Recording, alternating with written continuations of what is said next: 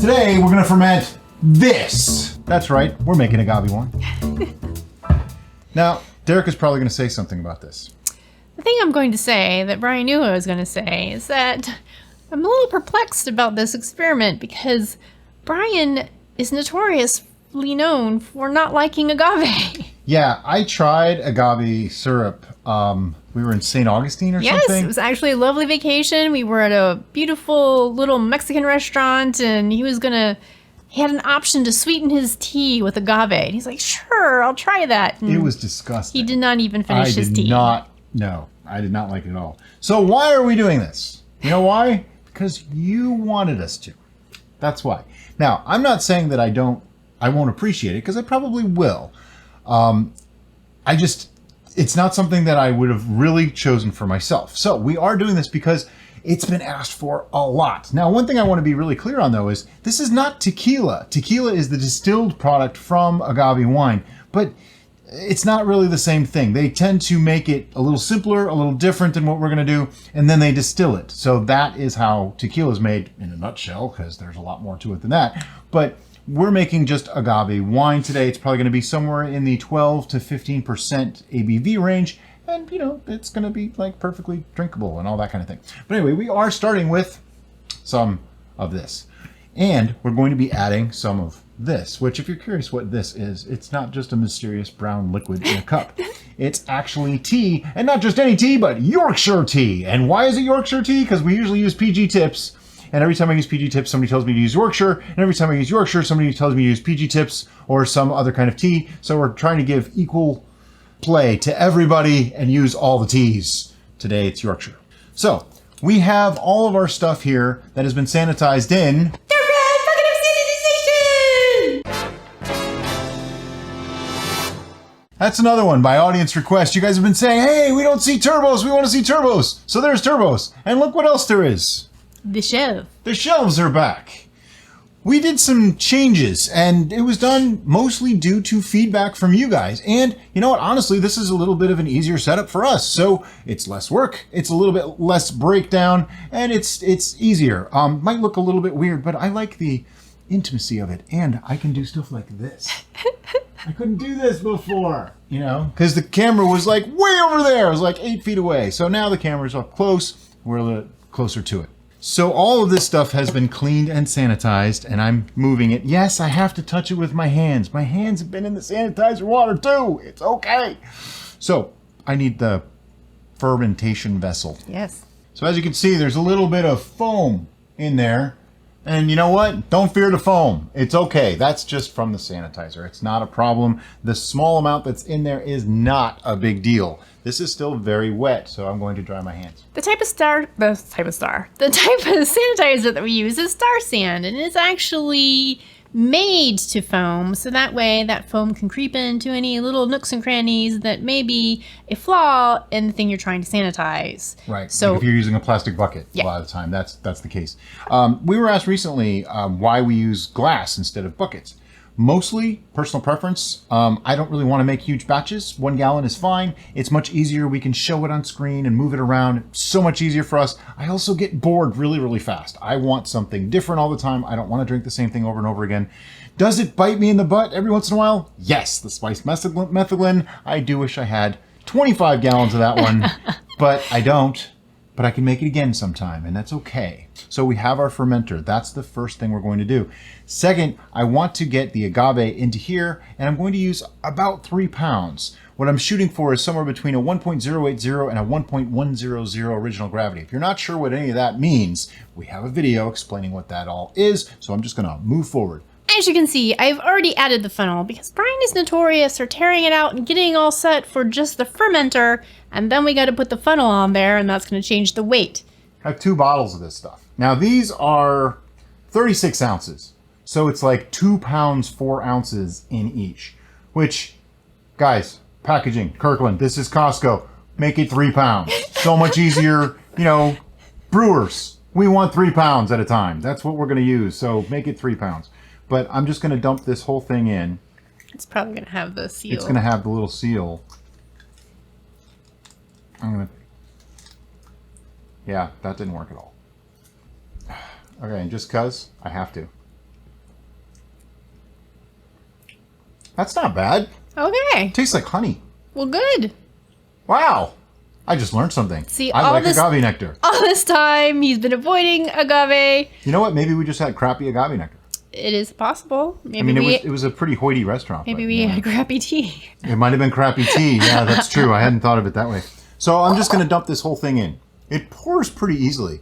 Now, something else about agave is the pH is roughly that of honey. It's about the same. So that's why we're not adding lemon in this one. Now, you might have noticed we did a maple wine. Now we're doing agave wine. And I'm going to be doing a non-honey mead. It's not really mead. I'm going to put the mead in quotes because it's not really mead. It's a bee-less honey that I'm working on. And I just thought, let's do Honey, some... mead. Yeah. There's gonna be a lot of air quotes. You know, let's do some like alternative to mead sweeteners because people have been asking like, oh, can I just use agave? Can I use this? Can I use that? Of course you can, but we never did it. So we thought, why not just do it? And that way we can get all these together at the end and compare them and try them next to each other as long as they all come out good. If they don't, then there'll only be like 3 instead of 4. Or The 5. caveat to that is that we're calling these wines not meads because they're not made with honey. And so Right. they're not really a mead. Exactly. And my understanding too is that it's roughly the same gravity as honey or a little bit less. So that's why I'm saying I probably need 3 pounds to be like 1.080 or a little bit higher. I don't want to go too high. I don't want to stress the yeast or anything like that. Oh, come on. Get in there. I'm at 15.8 ounces. I need 0.2 ounces. Come on, you can do this. There we go. There we go. Now I get to do this. It's really good. I like it. Good. That's funny. All these years. I mean, it's been like Oh, yeah. 8 or 9 Yeah. years. I've been literally avoiding any item that had agave in it. It's true. I've probably eaten some and not known it. Now we have a funnel with some sticky stuff in it, but we want all that sticky stuff in our brew. So we're going to use this to clean this to make it go into this. This being the Yorkshire tea. This being the funnel. Notice the Pyrex rather than our city steading mug, just because, you know, I got tired of spilling it all over the place. As fun as it was to use our city steading logo mugs, you know, I just need to get a city steading logo Pyrex. And I know that's probably making all kinds of noise that you're hearing in the audio. I'm really sorry. Time for some water. Now, that tea was hot. I brewed it for 5 minutes, by the way, and that was 12 ounces. People have been asking. But the exact amount that you brew is not that critical. I don't know that I'd go like a gallon of it or anything, but, you know, a cup, 2 cups is perfectly fine. It did warm it up a little bit, but I don't think it's going to put it past the temperature that the yeast can tolerate. So that's important, which you don't want to go past like 120 degrees. And now water. I'm just going to fill this about halfway, which is a thing I like to do because that way it's easier to shake it to mix it up. Just going to go to about, right there looks good to me. And I'm also going to put something else in now to help this along. This is yeast nutrient, also known as Fermaid O, which is the organic version. We like the organic version better. Just, I have a thing about stuff that's manufactured and things like that. So I'd rather something that's closer to a natural product or as close as you can get. This is a nitrogen source. It does help the yeast because there's not a lot in agave, just like honey, not a lot there for the yeast to chomp on. They will do their job. It's just how stressed will they be? How will the taste be at the end? That sort of thing. So we're going to add some in. I did measure this out and I'm using 1.5 grams, which is the amount that I learned off of the internet on how much to put in for this exact amount. And you know what? I need the tiny whisk. The tiny whisk. What is it? The whisk of unusually small size. The whisk. It's the wuss. Yeah, the clumps bug me. This is why I'm mixing it with water first. And that's why I'm putting it in now so that when I'm mixing it up, it'll actually break up some more of those clumps. But I'm trying to break up as much as I can. In the past, we've had issues with Fermaid O, and that some of it could be due to the clumpage. Because if it stayed clumpy, it probably didn't do much in the brew to begin with. And it may have actually added to the clarity issue that we've had a problem with when using Fermaid O. So, hey, you know what? Keep an open mind. Try stuff out. See if it works. I have whisked it as much as I care to whisk it. So now I'm just going to dump this in. The amount of water that I added is completely immaterial. It was like a tablespoon and a half. Don't even worry about it. Because he's going to fill it up to here Yeah. eventually anyway, so. But what I want to do now is mix this really, really good. I want to make sure that all that agave gets mixed in with the water. So I need the thumb saver bung. And look what's right there! Einstein! We keep it in my Einstein mug. Yeah, there it is. We keep this in my Einstein mug, my favorite mug. But if you look on the back, I think you can see it there. There's a big crack and a chip in it. And it's a little bit upsetting to me. But, you know, this was my favorite mug. I drank my coffee out of this every day for years. So now he is the keeper of the thumb saver bung.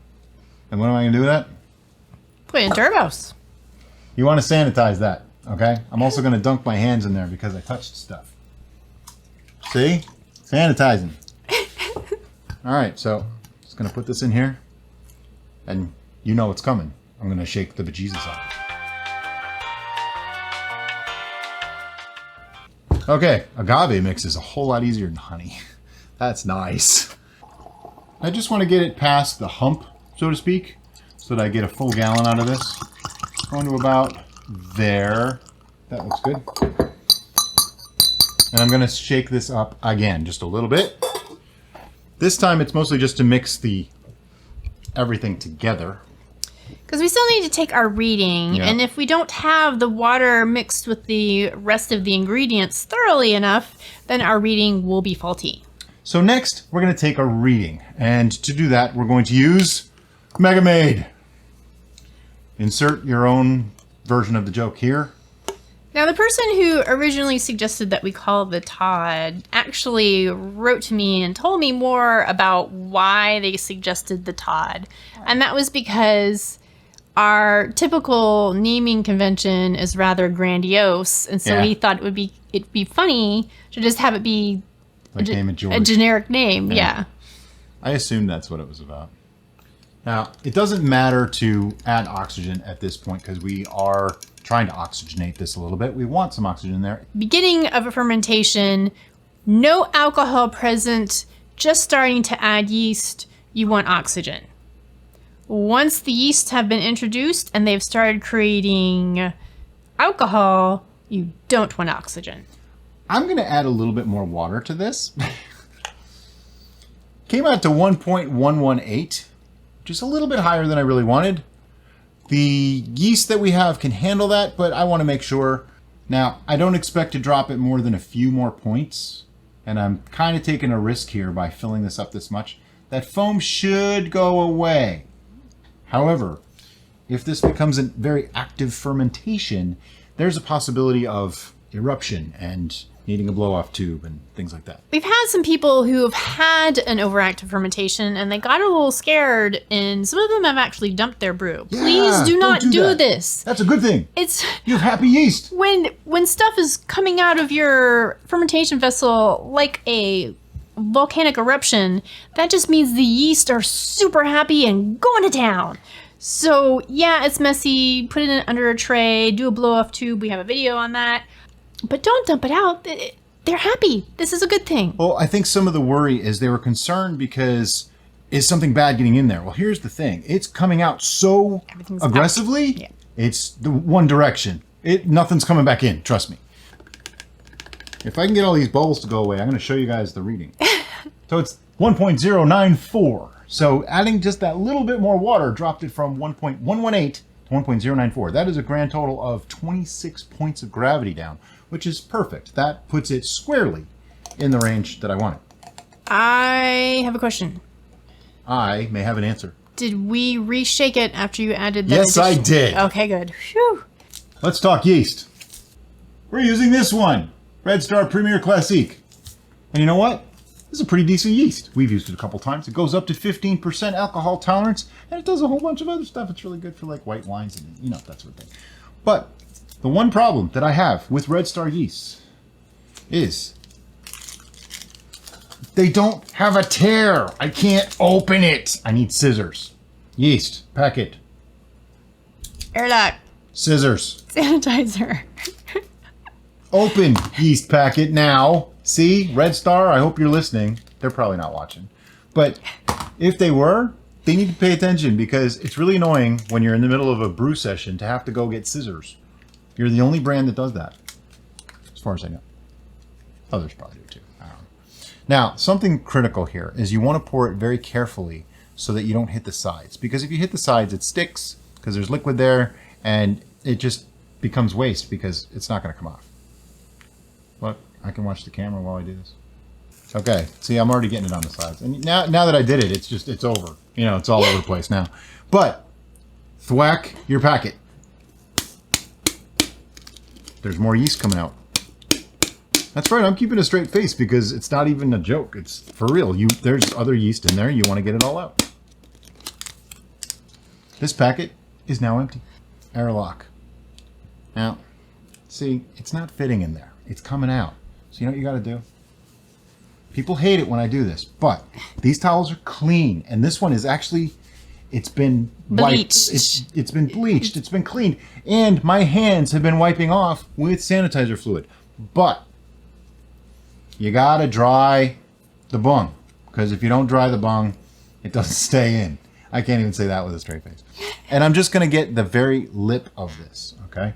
I'm not really going in more than that far. Just where the bung is going to touch. And now, as you can already see, it seals and stays in.